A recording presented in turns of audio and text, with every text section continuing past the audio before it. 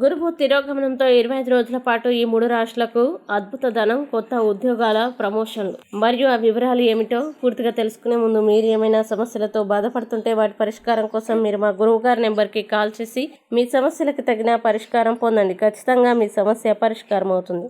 ఇక వివరాల్లోకి వెళ్తే నవంబర్ 11న గురువు తిరోగమనం చెందుతాడు. డిసెంబర్ 5 వరకు తిరోగమనంలోనే సంచరిస్తాడు.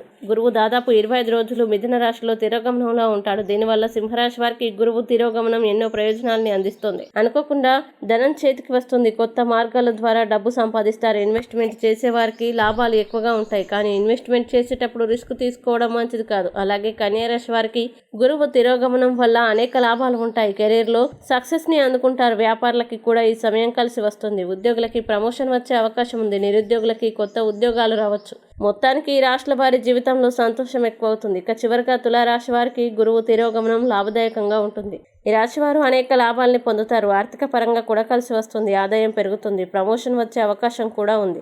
సమాజంలో గౌరవం కూడా పెరుగుతుంది. వీడియోని లైక్ చేయండి, షేర్ చేయండి. ఇలాంటి మరిన్ని వీడియోల కోసం మా ఛానల్ని ఇప్పుడే సబ్స్క్రైబ్ చేయండి.